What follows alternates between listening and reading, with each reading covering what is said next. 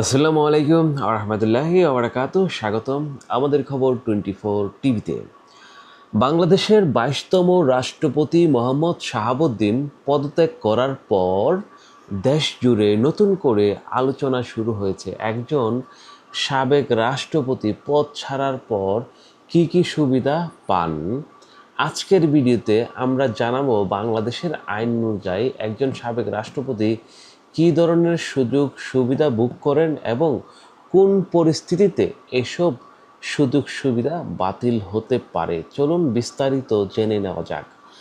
বাংলাদেশের রাষ্ট্রপতি অবসর ভাতা, অনুতোষিকা ও অন্যান্য সুবিধা আইন অনুযায়ী কোনো ব্যক্তি যদি কমপক্ষে 6 মাস রাষ্ট্রপতির দায়িত্ব পালন করার পর পদত্যাগ করেন অথবা তার মেয়াদ শেষ হয়, তাহলে তিনি আজীবন অবসর ভাতা পাওয়ার অধিকারী হন।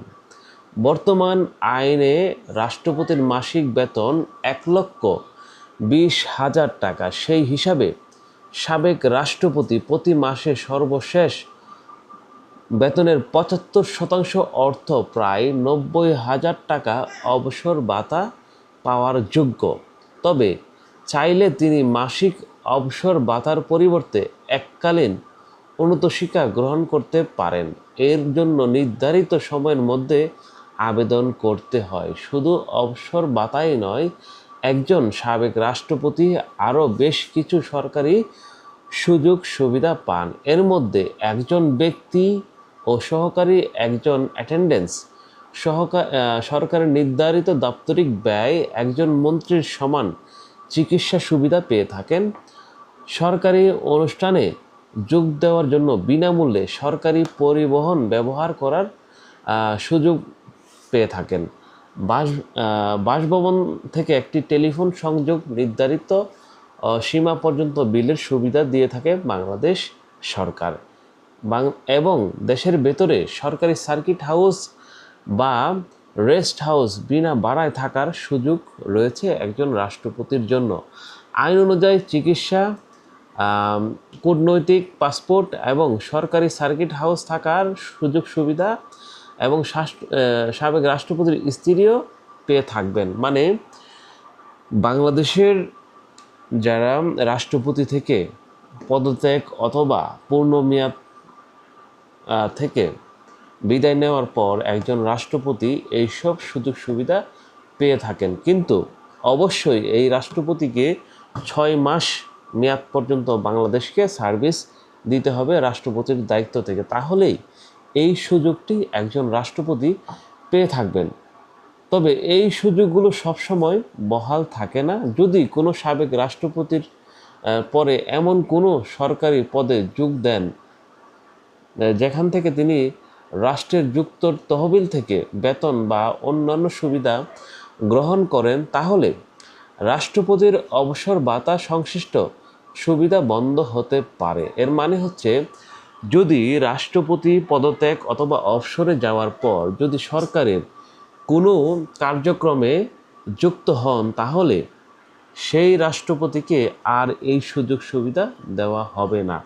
এখন প্রশ্ন হচ্ছে, আপনাদের মতো একজন সাবেক রাষ্ট্রপতির জন্য এসব সরকারি সুবিধা বর্তমান অবস্থায় যথাযথ নাকি সময়ের সঙ্গে এগুলো পরিবর্তন করা উচিত?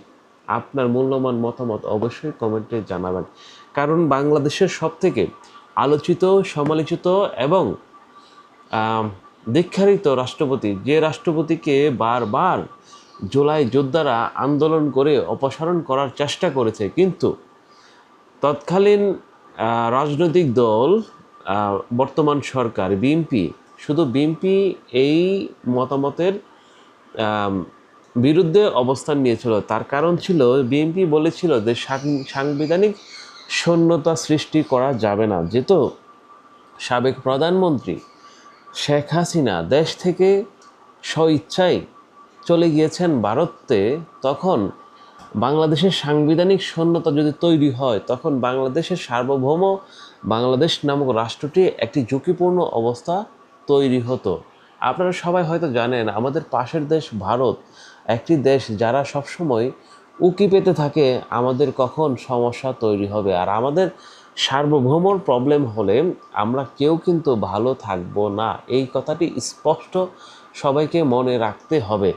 যার কারণে 106 অনুচ্ছেদের রেফারেন্সে অন্তর্বর্তী সরকার গঠিত হয়েছিল। আর 106 অনুচ্ছেদের যে রেফারেন্সে অন্তর্বর্তী সরকার বিচার বিভাগ থেকে অনুমোদন করা হয়েছিল, সেই অন্তর্বর্তী সরকার দীর্ঘ 18 মাস ক্ষমতায় থাকার পর বাংলাদেশে একটি জাতীয় নির্বাচন আয়োজন করা হয় গণতান্ত্রিক পদ্ধতিতে। সেই পদ্ধতিতে নির্বাচিত হয়ে বিএনপি রাষ্ট্র ক্ষমতা গ্রহণ করে এখন বর্তমান প্রায় 5 থেকে 6 মাস যাবৎ সরকার পরিচালনা করছে।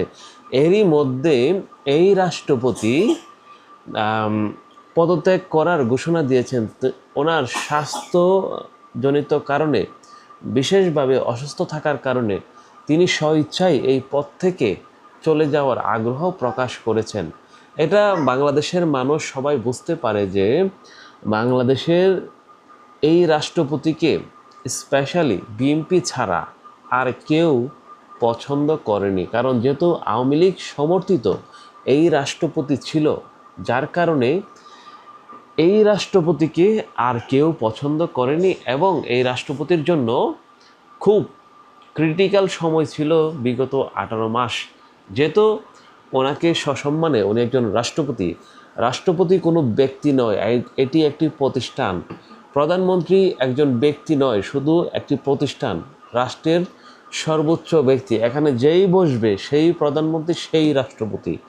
এটাই হচ্ছে রাষ্ট্রের মূল নিয়ন্ত্রণের কেন্দ্রবিন্দু থাকে রাষ্ট্রপতি এবং প্রধানমন্ত্রীর হাতে।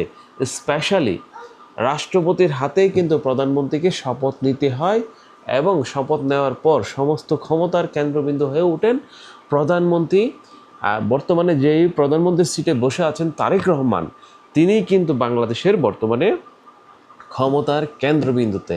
কিন্তু জরুরি অবস্থা, সার্বভৌম প্রশ্নে বা কোনো প্রতিবেশী যদি আমাদেরকে আক্রমণ করে, তখন সমন্বিতভাবে এই রাষ্ট্র ক্ষমতা পরিচালনা করতে হয়। তো প্রিয় দর্শক, আজকের আলোচনা কেমন লেগেছে, ভালো লেগেছে কিনা অবশ্যই কমেন্টের মাধ্যমে জানাবেন। যদি আমাদের এই আলোচনা আপনাদের কাছে গ্রহণযোগ্য মনে হয়, ভালো লেগে থাকে, তাহলে অবশ্যই লাইক, কমেন্ট, শেয়ার করতে ভুলবেন না।